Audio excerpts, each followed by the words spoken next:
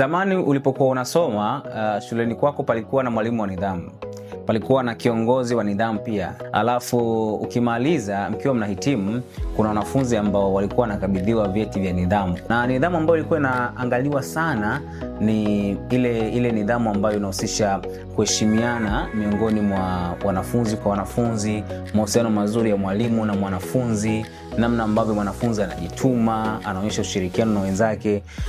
Hiyo ndivyo ambavyo ilikuwa inatafsiriwa nidhamu tulipokuwa shuleni. Nidhamu zipo za aina kubwa mbili.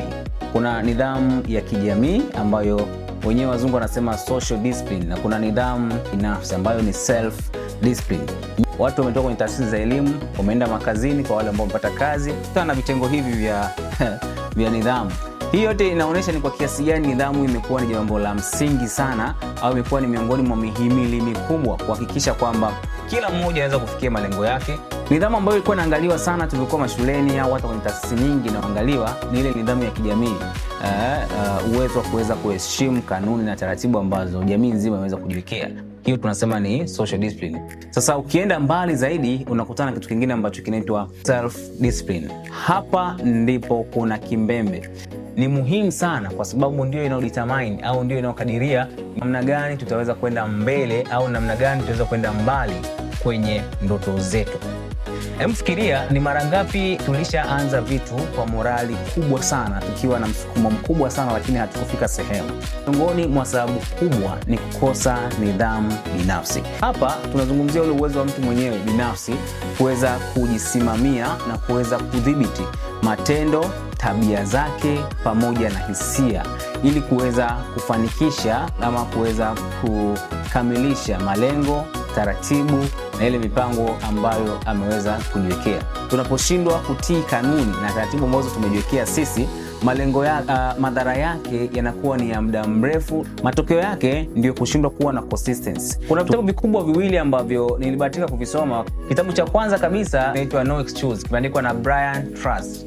Bwana Brian Mulindani ameelezea kwamba watu wengi tunakuwa hatufanyi vitu kwa ufanisi, sio kwamba hatuna uwezo, lakini tunakosa ile nidhamu binafsi ya kuweza kufuata kanuni ambazo tumejiwekea, kutosikiliza hisia zetu kwa wakati fulani. Kitabu cha pili ni kitabu ambacho kinaitwa Discipline Equals to Freedom, kimeandikwa na Bwana Jocko Willink.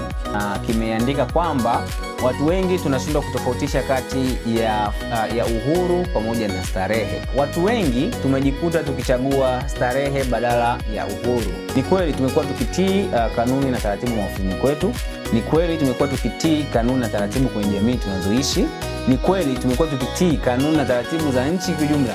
Lakini vipi kuhusiana na kanuni na taratibu ambazo tumejiwekea sisi kila siku kwa ajili ya kufikia malengo yetu? Mwaka umeanza, watu wakasema tutaenda gym, ukaenda mwezi mmoja, sasa hivi washakimbia malengo ya gym. Kukosa nidhamu binafsi kunatufanya tushindwe kutimiza malengo yetu, yanatufanya tushindwe kuwa na mwendelezo kwenye kila kitu tunachokifanya. Jambo la msingi ni kuweza kujiassess sisi wenyewe kwamba sawa, tumeperform vizuri kwenye swala zima la social discipline, lakini vipi kuhusiana na self discipline? Sisi wenyewe tukijiassess ndani ya mioyo yetu, tukijiassess ndani ya akili yetu, je, ni kweli tumekuwa tukitii kanuni na taratibu ambazo tumekuwa tukijiwekea? Sina mengi, lakini nitahakikisha kwamba na share kila tone la ufahamu ambalo ninalo, ila pia na kuahidi nitaperuzi kila page mstari baada ya mstari, ili tu kuweza kushare kile kitu muhimu ambacho unakihitaji binafsi kwenye safari yangu ya mafanikio, ila pia wewe unahitaji ili kuweza kutoka ulipo kuelekea sehemu nyingine. Till next time.